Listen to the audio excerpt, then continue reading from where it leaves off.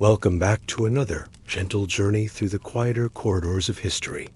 Tonight, we're settling into stories of love that whispered where it should have remained silent, affection that bloomed in shadows, and hearts that chose connection over convention. Before we slip into these tender tales of the past, take a moment to like the video and subscribe, but only if you genuinely enjoy what we do here together. And if you'd like, let me know in the comments where you're listening from tonight. There's something wonderfully comforting about knowing we're all sharing these quiet hours across different corners of the world. Now, dim the lights, adjust your pillows, and let yourself settle in. We're going to explore love stories that history tried to hide, not because they were scandalous in the way we might imagine, but because they challenged the careful structures that societies built around themselves. These are stories of palace ladies writing poems by candlelight, of queens and architects whose friendship may have been something more, of coded letters that spoke in the language of flowers, and of magistrates wrestling with laws that seemed suddenly small when faced with genuine human connection. Love, it seems, has always been quietly revolutionary, not through grand gestures or dramatic rebellion, but through the simple, persistent act of choosing another person when the world says you shouldn't. Tonight, we'll spend time with those who made such choices and discover how their hearts beat in the spaces between the rules. Let's begin in the soft glow of oil lamps and the rustle of silk. In a world where poetry was power and love was written in symbols only lovers could read. Verse 1. A Heian court lady's secret correspondence, Kyoto, circa 1000 CE. The wick of the oil lamp flickers, casting dancing shadows across the low writing desk where Lady Murasaki sits in the deep hours of the night. Not the famous Murasaki, who had penned the tale of Genji, but another woman of the same court, whose name history has forgotten, but whose heart beat just as surely in the chambers of the imperial palace. We'll call her Lady Akemi, for the beauty of dawn that she awaits each night as she writes. The palace sleeps around her, its wooden corridors settling with soft creaks that speak of age and ceremony. Through the paper screens, she can hear the distant sound of a night guard's footsteps on the wooden walkways, the soft swish of his robes against the polished floors. The sound grows closer, then fades, marking time like a gentle metronome in the vast quiet of the Heian court. Before her lies a piece of pale green paper, chosen not for its practical qualities, but for its meaning. Green, the color of young leaves, speaks of new growth, of hope, of things that emerge despite the season. In the complex language of court correspondence, even the color of paper carries weight, tells stories before a single character is brushed upon its surface. She lifts her brush, a slender thing made of wolf hair, bound with silver thread that catches the lamplight and pauses.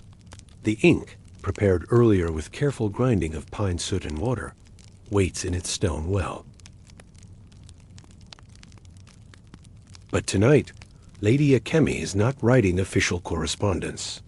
She is not crafting the elaborate seasonal greetings that will be judged by dozens of court ladies for their literary merit and calligraphic skill.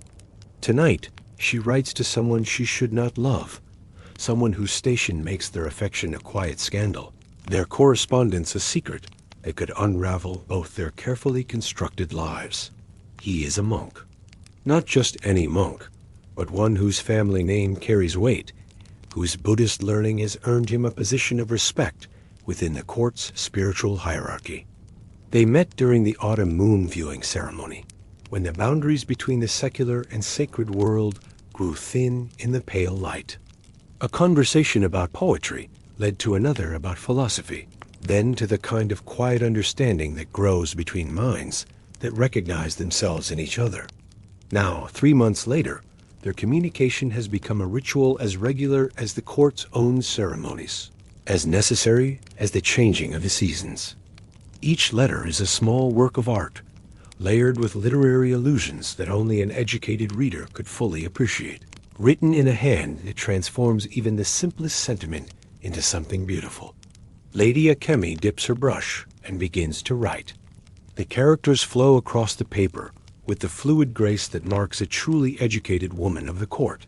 But beneath the elegant surface, her words carry the weight of genuine feeling, carefully coded in the classical poetry and seasonal references that provide safe harbor for dangerous emotions. The winter moon, she writes, grows thin behind the clouds, much like my patience for propriety. It is a bold statement, disguised as a simple observation about the weather. In the language of court poetry, the moon often represents constancy, but a thin moon suggests something waning, something growing distant. She is telling him that her resolve to maintain proper distance is weakening. She continues, "The plum blossoms have not yet appeared, though I watch for them each morning from my eastern window. Perhaps they, like certain other beautiful things, bloom only when the observer has learned the virtue of patient waiting." The plum blossom reference is particularly daring. In the court's poetic tradition, plum blossoms represent faithfulness and the ability to bloom despite harsh conditions. By writing of watching for them, she is telling him that she remains faithful to their connection, waiting for the proper time for it to flower into something more open. The brush pauses again as she considers her next words. Through the thin walls, she can hear the soft breathing of her attendant sleeping in the outer chamber. The woman has served her family for years, has proven her discretion countless times, but even she does not know about these letters. Some secrets are too precious, too fragile, to be shared even with the most trusted companions. Lady Akemi writes of the incense ceremony she attended that afternoon, describing the way the fragrant smoke rose and dissipated in the cold air. But embedded in this innocent description is a deeper message about impermanence, about how beautiful things rise and fade, about how precious each moment becomes when we know it cannot last forever. The master of incense, she continues, spoke of how the most valued fragrances are those that linger just at the edge of perception, present enough to be cherished, subtle enough to leave the heart wanting more.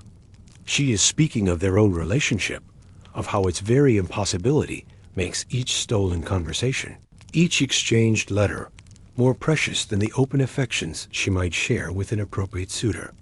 The night deepens around her as she writes. Outside, snow begins to fall, not the heavy snow of deep winter, but the light, tentative flakes that speak of transitions, of seasons on the edge of change. She can hear the soft whisper of it against the paper screens, a sound like secrets being told to the wind. Her letter grows longer as she allows herself the luxury of expressing, in carefully veiled language, the depth of her feeling.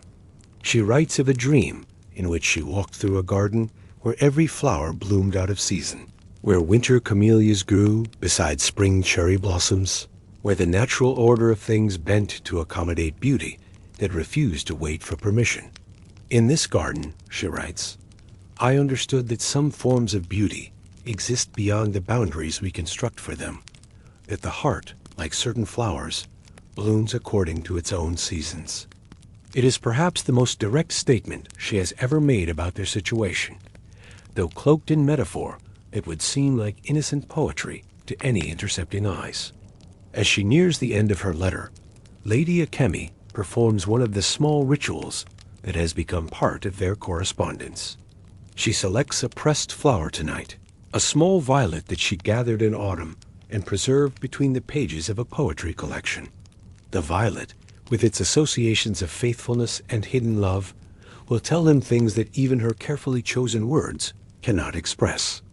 She folds the letter with the precision of someone trained in the court's elaborate etiquette, the flower nestled within its folds like a secret heart. The paper becomes a small, neat rectangle, ready to be slipped into the sleeve of a trusted servant who will deliver it to the monastery where he spends his days in meditation and scholarly pursuit. But before she seals the letter with a small ribbon of silk, Lady Akemi adds one final element. From a small box beside her writing materials, she takes a tiny piece of incense wood and touches it briefly to the paper. The subtle fragrance will cling to the letter, carrying with it not just a pleasing scent, but another layer of meaning. In the court's complex language of the senses, different incenses convey different emotions. Tonight, she chooses sandalwood, which speaks of devotion and spiritual connection. The letter completed, she sits for a moment in the flickering lamplight, holding the folded paper in her palm.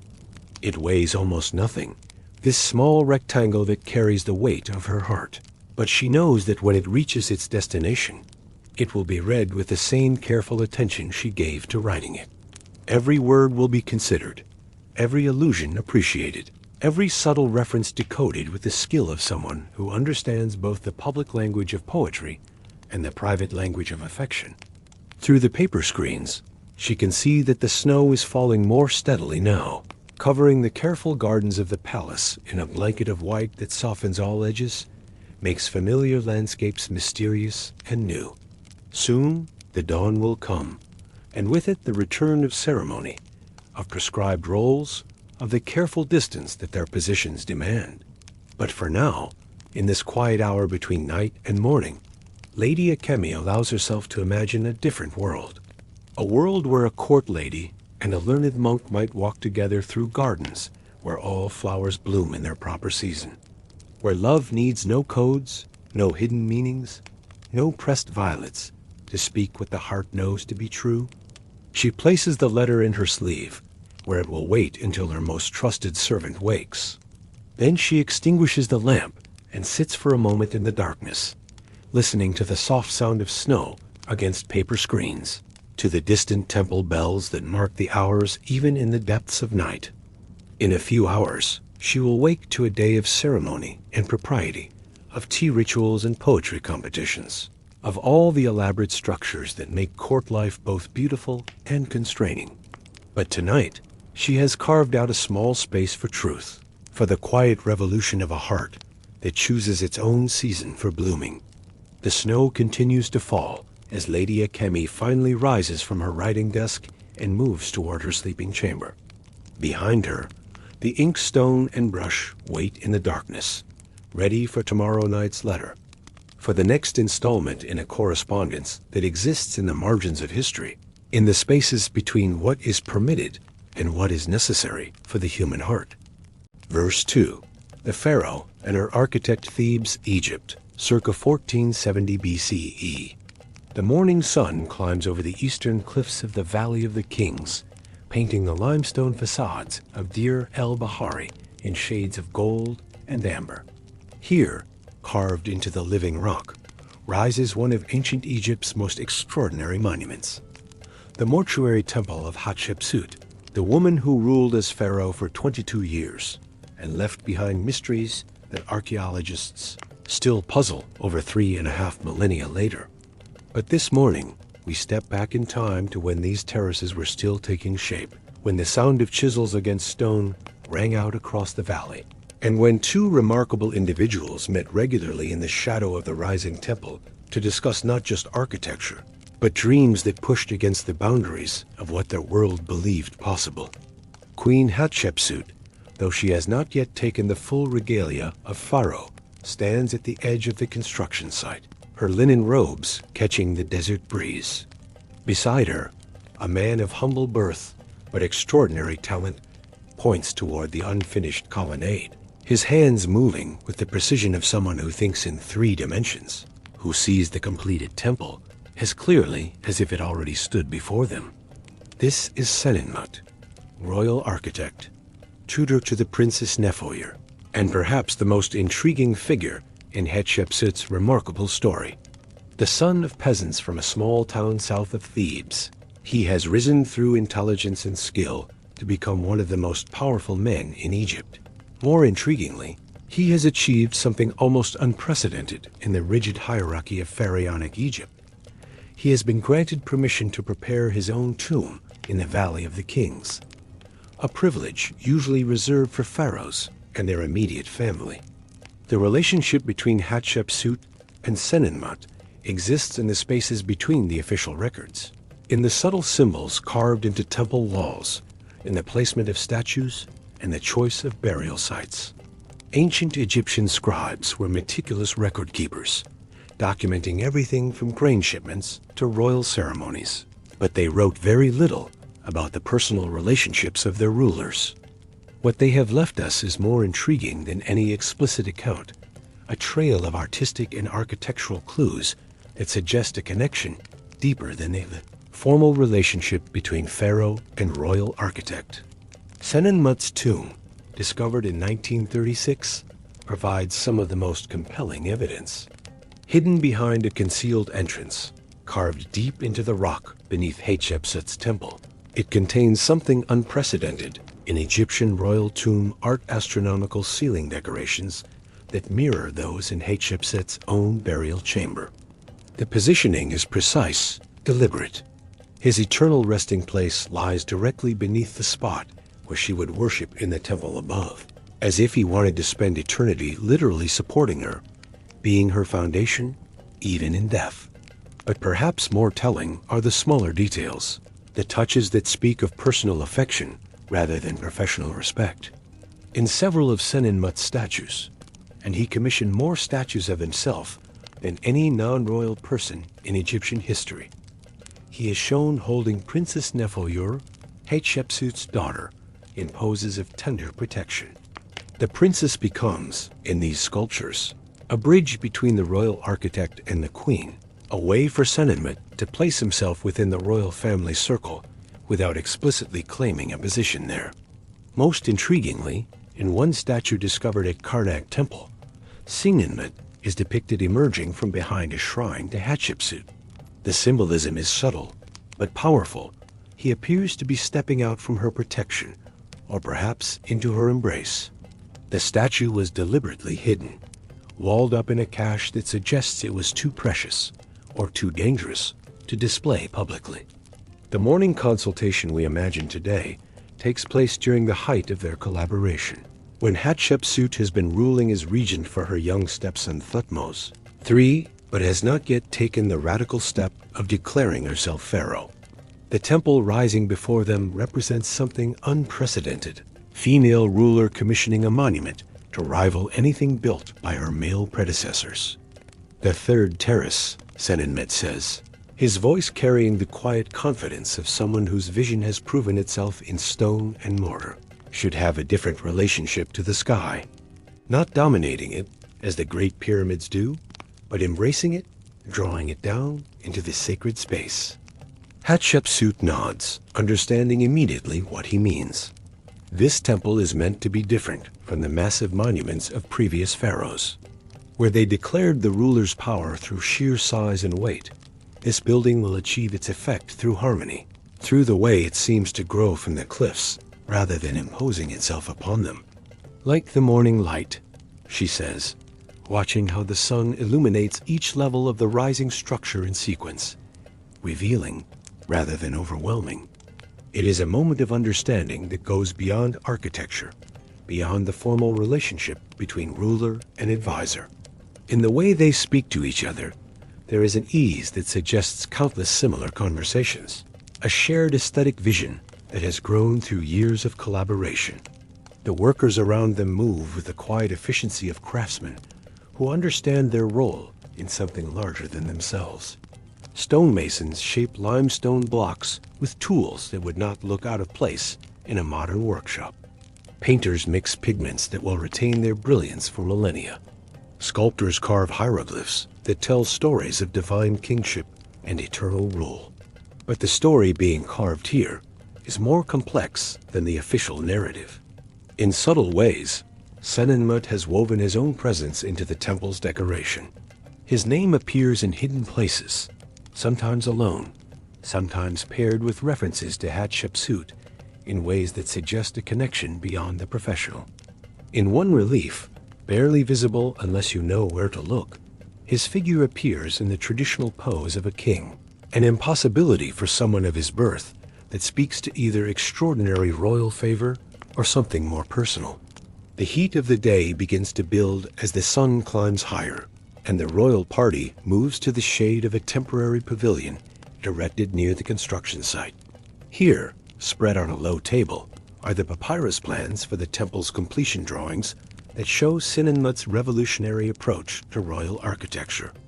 Instead of the traditional enclosed temples, that hide their mysteries behind massive walls. This design opens itself to the landscape, uses the natural amphitheater of the cliffs to create a sense of divine drama. The common people, Hatshepsut says, studying the plans, should be able to see something of the divine mystery, not just the priests and royal family. It is a radical idea for its time, this notion that religious architecture should be partially accessible to ordinary Egyptians. But it aligns with other aspects of Hatshepsut's rule, her emphasis on trade and prosperity over military conquest, her innovative approaches to traditional pharaonic roles. Seninmit unrolls another papyrus, this one showing the detailed plans for the temple's garden terraces. Even in the desert, he has designed spaces for growing plants, for bringing life and greenery into the stark landscape of the royal necropolis. Frankincense trees from Punt, he explains, referring to the legendary land of aromatic resins on the Red Sea coast. Your Majesty's trading expeditions have made it possible to transplant them here, to create gardens that honor both the gods and the prosperity of Egypt. The reference to the Punt expeditions brings a smile to Hatshepsut's face. These trading missions, undertaken during her reign, were among ancient Egypt's greatest commercial successes, bringing back not just gold and incense, but live trees and exotic animals. The expeditions are documented in detailed reliefs on the temple walls, showing the peaceful exchange of goods rather than the military conquests that most pharaohs preferred to commemorate. Prosperity, she says, is its own form of conquest, but one that leaves both sides richer. It is the kind of statement that reveals the philosophical alignment between pharaoh and architect. Both understand power not just as domination, but as the ability to create, to build, to leave the world more beautiful than they found it. As the morning progresses, their conversation moves from technical details to broader visions.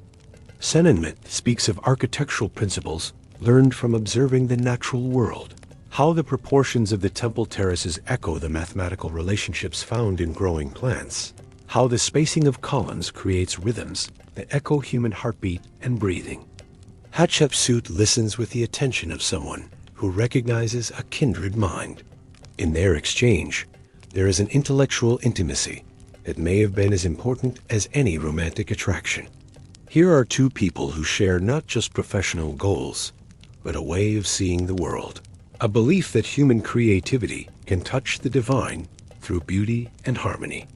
The afternoon brings a shift in the light, and with it, a change in mood. As shadows begin to lengthen across the construction site, Hatshepsut and Seninmit walk together toward the area where his tomb is being prepared. The entrance is concealed, unmarked, except to those who know where to look.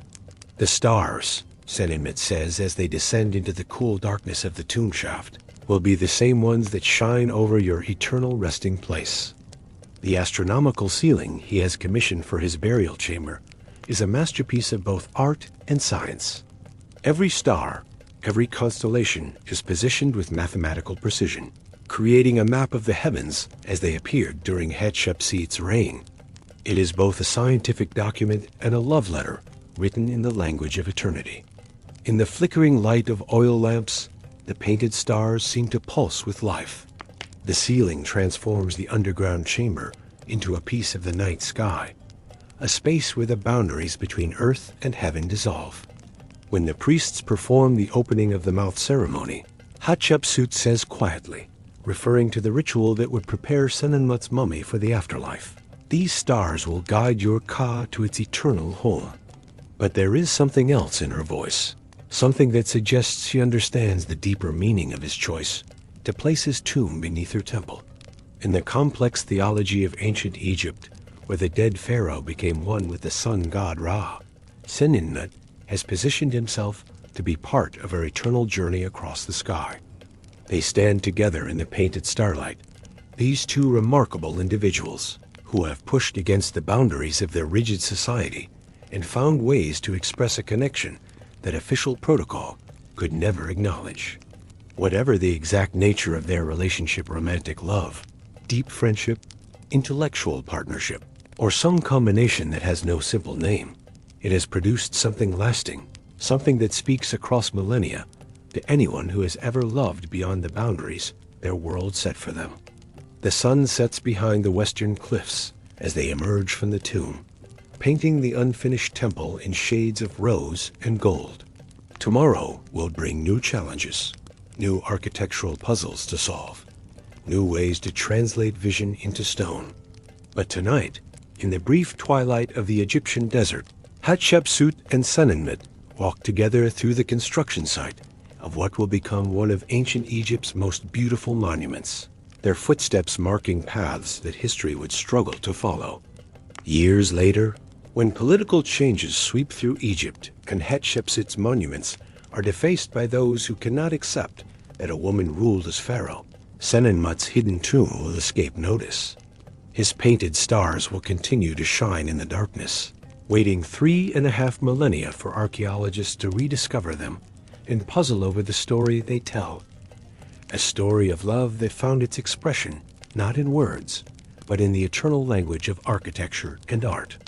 Verse 3, The Language of Flowers and Hidden Hearts, London, 1893. The gaslight flickers against the fog-dampened windows of a Chelsea drawing room, casting wavering shadows across sheets of cream-colored writing paper scattered on a mahogany desk. Outside, the Thames moves sluggishly through the November evening, its waters reflecting the amber glow of street lamps like scattered coins. The city settles into its evening rhythms, the clatter of hansom cabs on cobblestones, the distant whistle of a river steamer, the soft chime of church bells marking the hour. In this quiet sanctuary, removed from the bustle of fashionable London society, Oscar Wilde sits at his writing desk, his pen poised over a half-finished letter.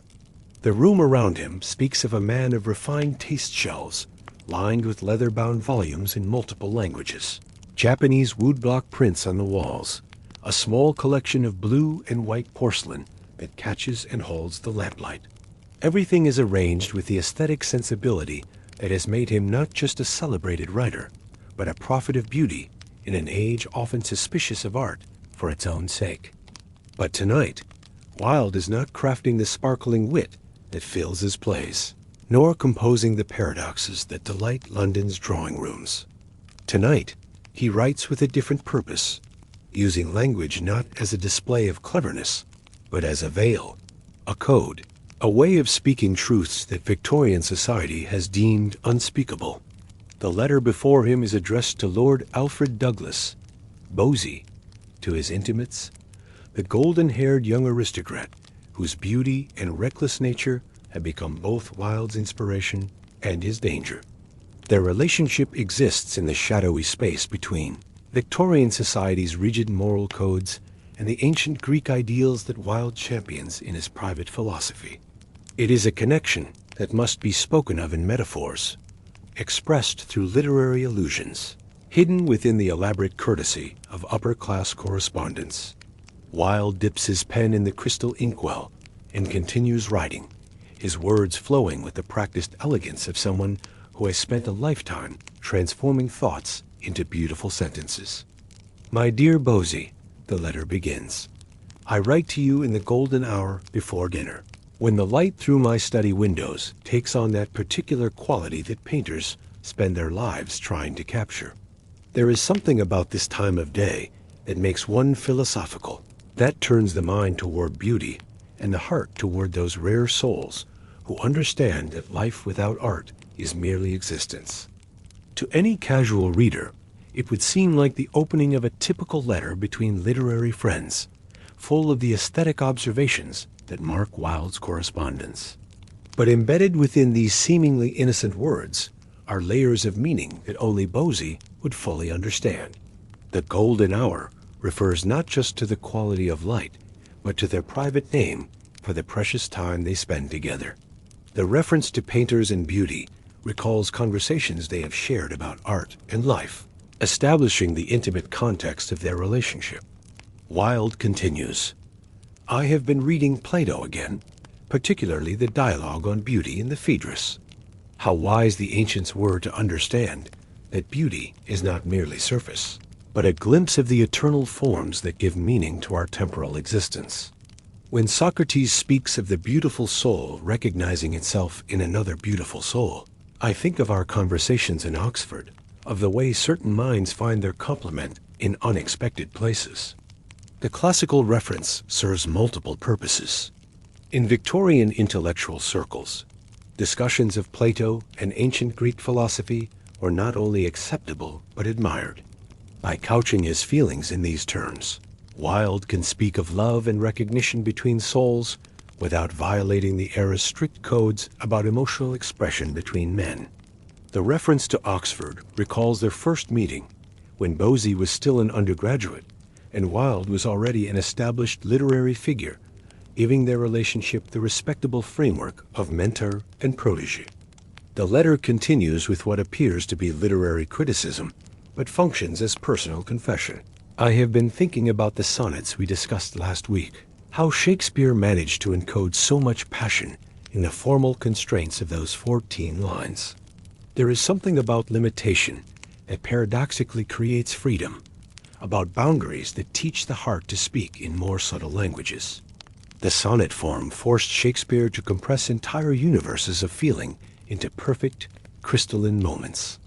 Here, Wilde is speaking directly about their own situation, how the social constraints that forbid open expression of their relationship have taught them to communicate in more subtle languages, to find freedom within limitation.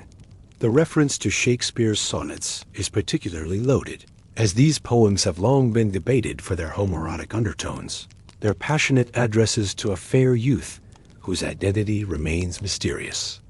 As the evening deepens and the fog thickens outside his windows, Wilde's letter grows more daring in its coded language.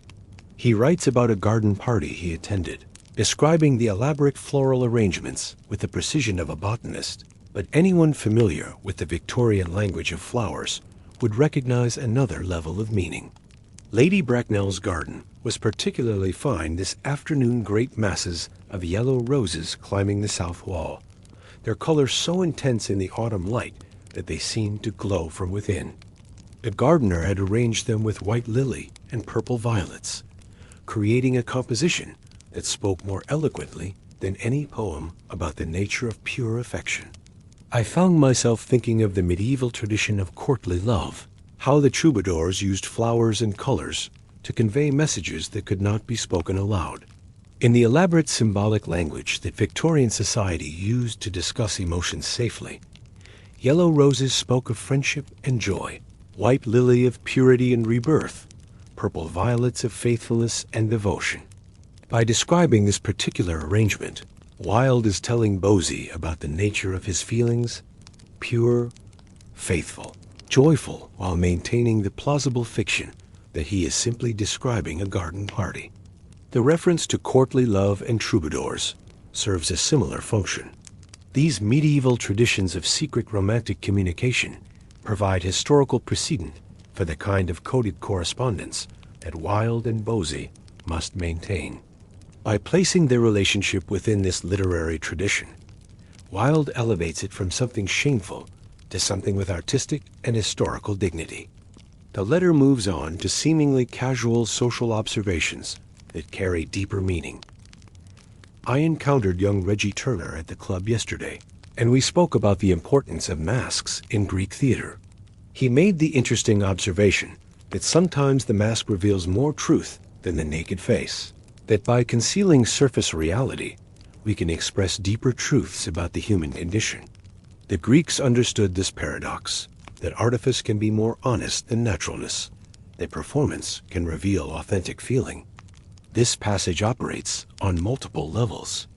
On the surface, it is a sophisticated discussion of classical theater, the kind of conversation that would be expected between educated men of their circle.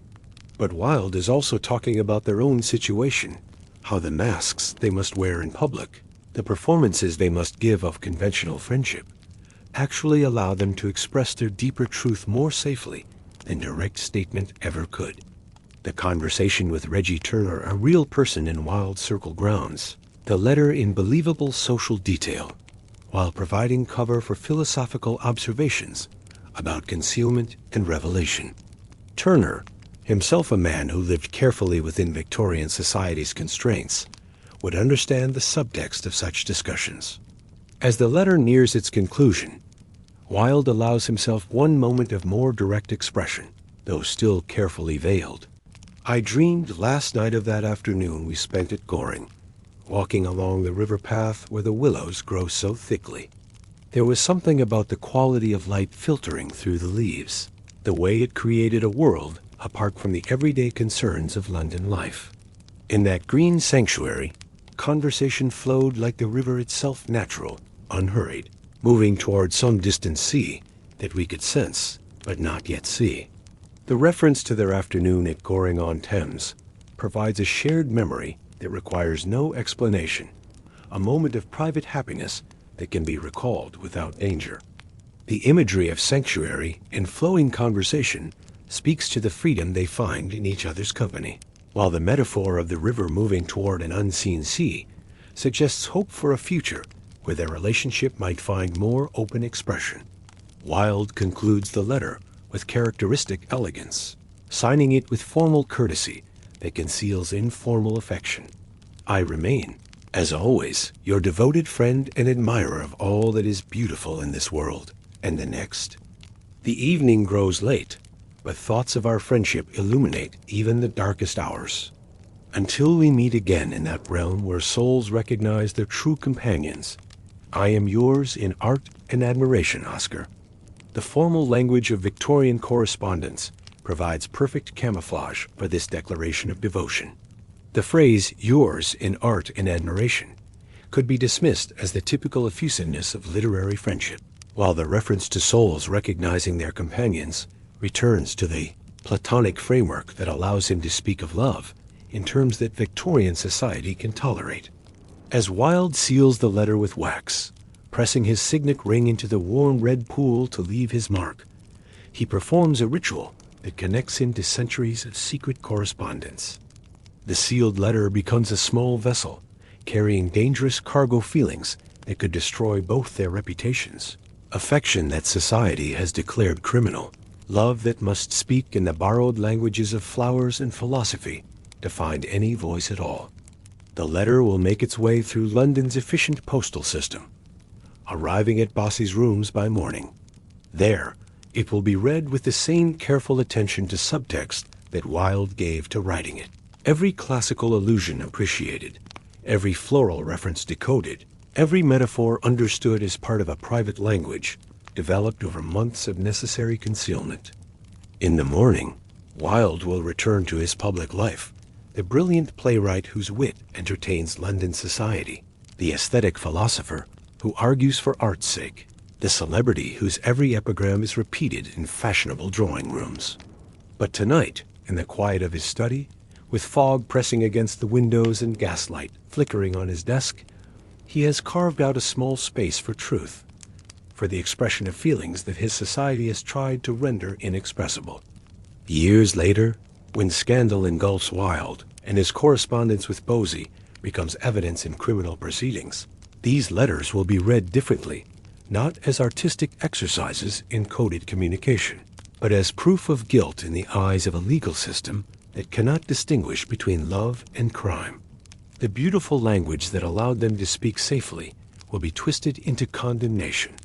The classical references that provided respectable cover will be ignored in favor of more sensational interpretations. But tonight, before the trials and imprisonment, before the exile and disgrace, there is just this: a man at his desk, writing to someone he loves in the only language their world allows, creating beauty even under constraint, finding ways to let the heart speak despite society's demand for silence. The fog thickens outside his windows as Wilde sets the sealed letter aside to be posted in the morning. Tomorrow will bring its own performances, its own carefully maintained masks. But tonight, he has honored the ancient tradition of lovers who find ways to speak across the barriers their societies erect, who create private languages that let truth survive in hostile times. Verse 4. The weight of righteousness, Jiangnan Province, China, 1720.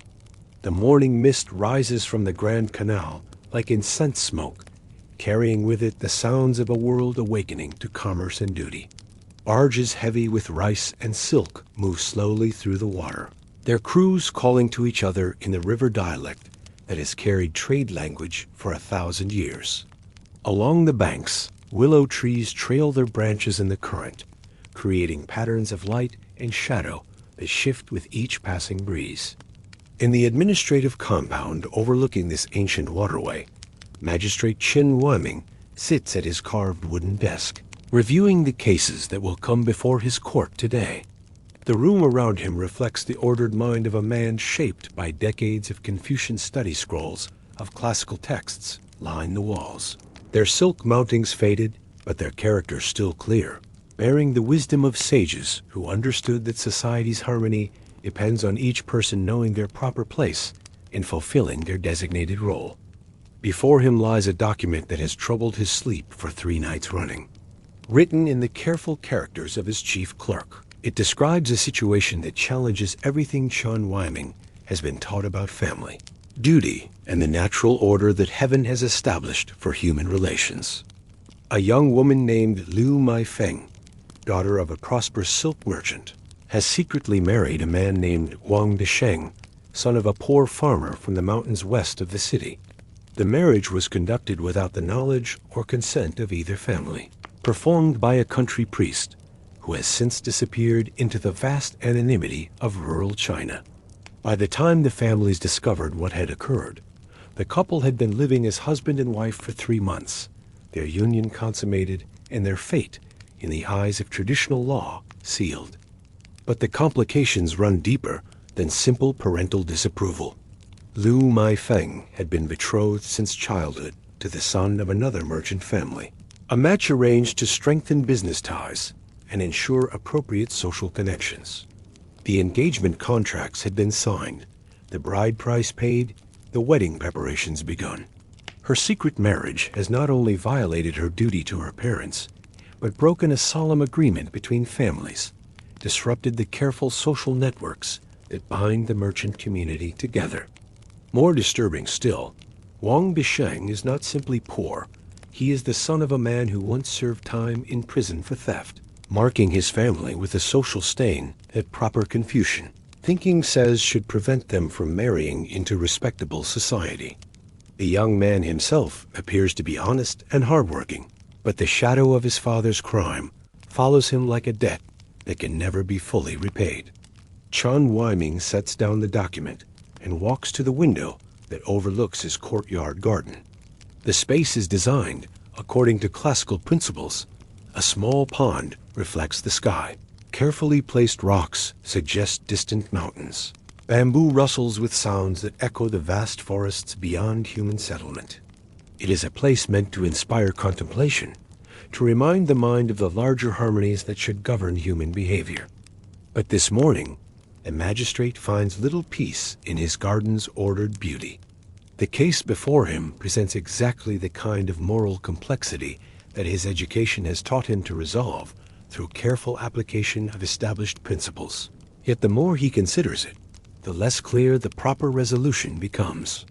According to the strict interpretation of Confucian law, the matter is simple.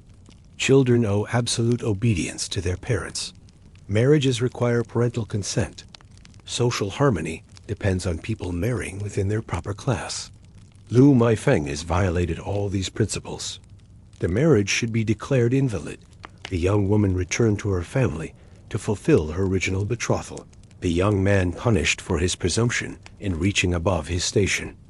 Yet Chen Huiming has been a magistrate for 15 years, long enough to understand that the law, however clearly written, must be applied to the messy realities of human nature.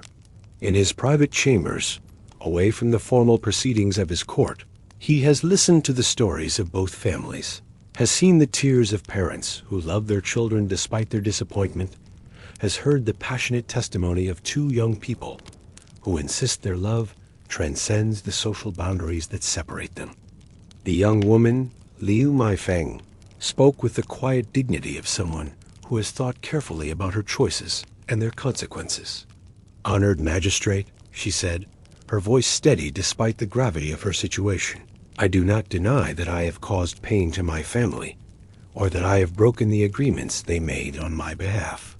But I cannot deny what my heart knows to be true, that heaven intended Wang Desheng and me to be together, that our union has been blessed by something greater than human convention. It was a dangerous argument. This appealed to heaven's will over human law. But Chen Weiming recognized in it the same philosophical questions that had puzzled Chinese thinkers for centuries.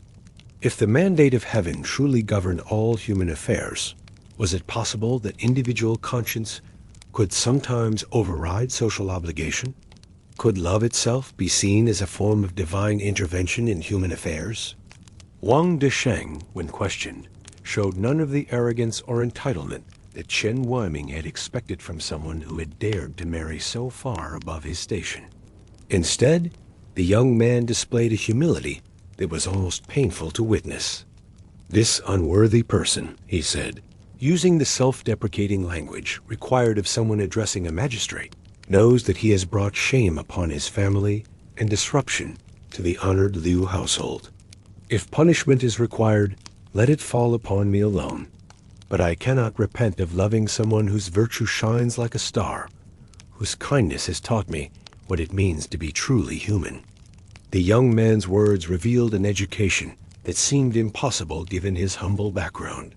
When questioned about this, he explained that a traveling scholar had spent several years in his village, teaching the local children classical literature in exchange for food and shelter.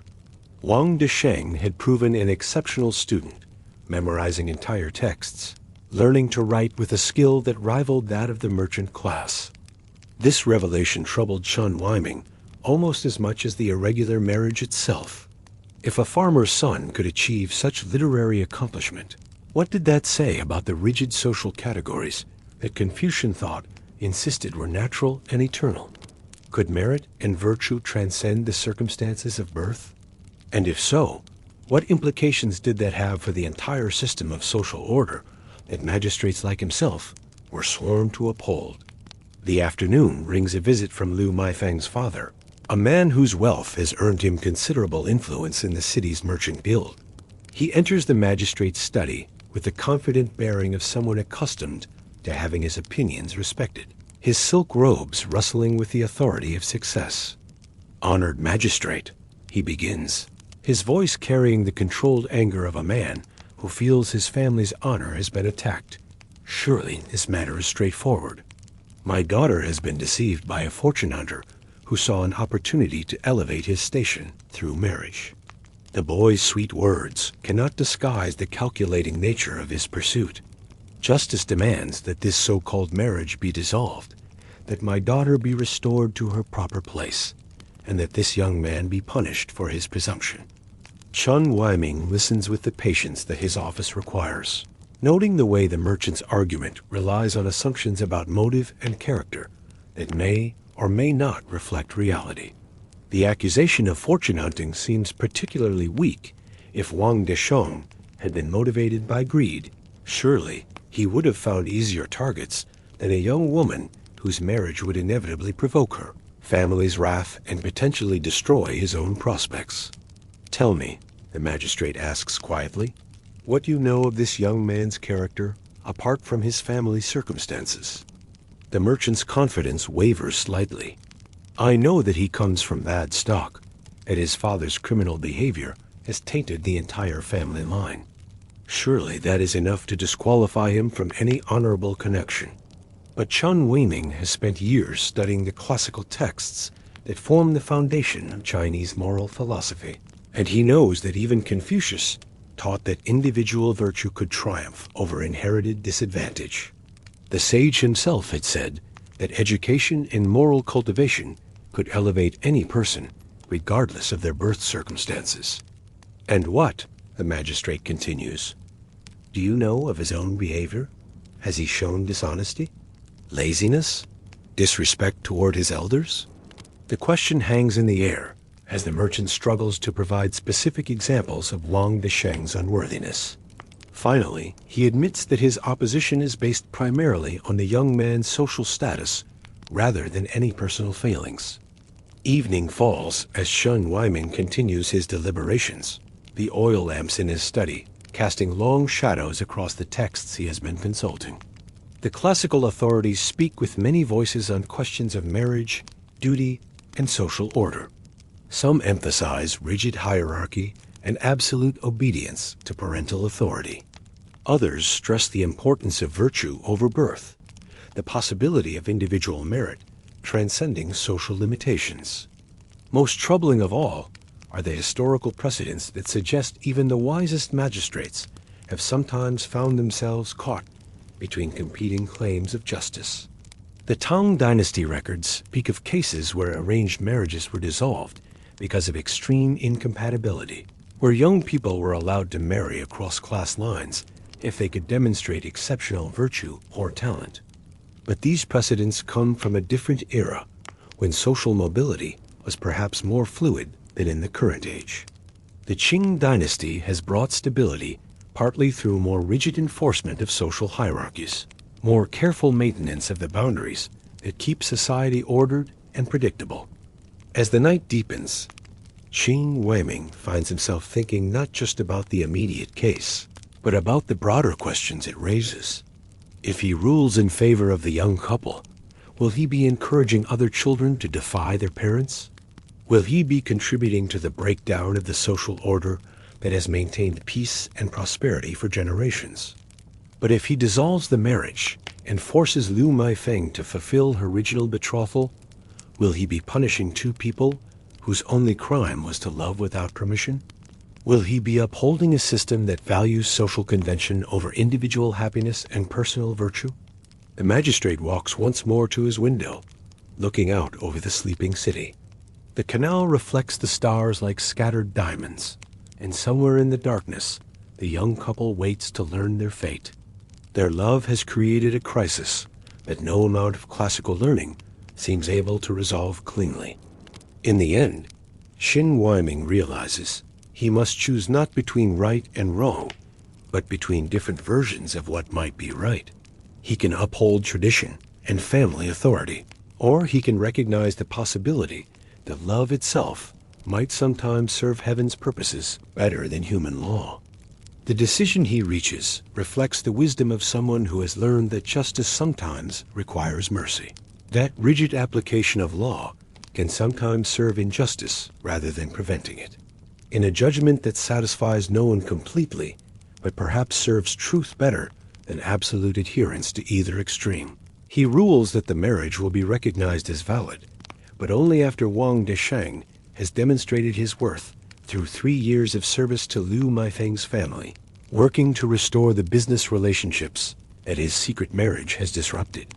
It is a solution that acknowledges both the reality of the young couple's love and the legitimate concerns of the families involved.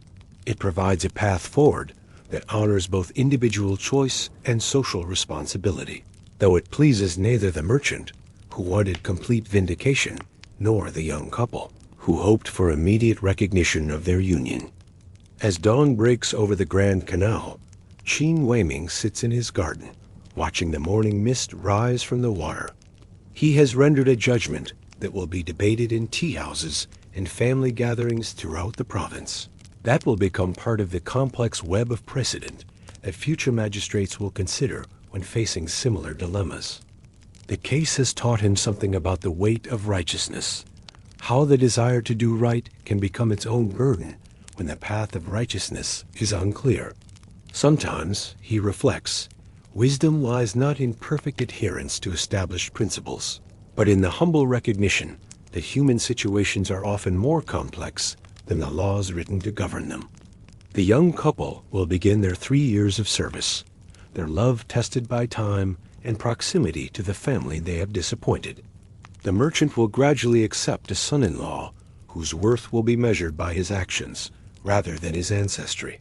And Shun Weiming will continue his work as magistrate, carrying with him the knowledge that justice sometimes requires, the courage to chart a course between competing claims of right and wrong. The morning light grows stronger as the city awakens to another day of commerce and duty. Along the canal, the eternal rhythm of trade and family continues. shaped by the countless individual decisions that together create the fabric of social order. And in the magistrate's quiet study, the record of his judgment joins the long history of human attempts to balance law with mercy, tradition with change, the demands of society with the irreducible mystery of the human heart. Conclusion: the persistence of love. As our night's journey through the hidden chambers of the heart draws to a close, we find ourselves back where we began, in the quiet recognition that love has always been quietly revolutionary, not through grand gestures of defiance, but through the simple, persistent act of choosing connection over convention. From the candlelit chambers of Heian Japan to the limestone terraces of ancient Egypt, from the fog-shrouded streets of Victorian London to the administrative compounds of Qing China, we have walked alongside those who found ways to love despite the boundaries their worlds erected around them. Each story, separated by centuries and continents, speaks to the same fundamental truth that the human heart follows its own seasons, blooms according to its own calendar, creates its own languages when society declares certain feelings unspeakable. The court lady writing her coded poems, the pharaoh and her architect creating monuments that would outlast empires, the playwright transforming legal constraints into literary art, the magistrate learning that wisdom sometimes requires mercy, all found ways to honor both the societies that shaped them and the loves that transformed them.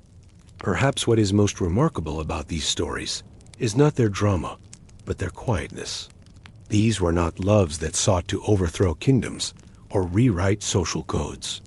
Instead, they were loves that learned to whisper, to speak in symbols, to find expression in the margins of possibility. They remind us that revolution sometimes wears the face of a woman mixing ink by lamplight, of two people walking through a garden where all flowers bloom out of season, of a letter that carries dangerous cargo in beautiful wrapping. Tonight, as you settle into sleep, carry with you the knowledge that across all the centuries of human experience, in every culture and every age, there have been those who chose love over safety, who found ways to speak truth even when their societies demanded silence. Their stories survive not in the grand chronicles of empire and conquest, but in the quiet details: a pressed flower in a letter, stars painted on a tomb ceiling, a garden designed to honor both gods and prosperity, a judgment that chose mercy over rigid law. Love, it seems, is both the most universal and the most particular of human experiences. It speaks a language that transcends time and culture, yet must always find new ways to make itself heard in each generation's specific circumstances. The forms change, the secret gardens, the coded letters, the hidden tombs, the careful judgments, but the essential mystery remains: how two people can recognize themselves in each other across any distance, any difference, any obstacle their world places between them. Rest now in the knowledge that you are part of this long tradition, this quiet revolution of hearts that choose connection over convention. Whether your own loves are celebrated or concealed, accepted or challenging, they participate in the ancient human project of expanding the boundaries of what is possible, of finding ways to honor both individual truth and collective harmony. The night is deep now, and somewhere in the darkness, the eternal conversation between law and love, between what is and what might be, continues in whispers and symbols, in pressed flowers and painted stars, in all the small acts of courage that let the heart speak its truth. Sleep well, knowing that love always finds a way.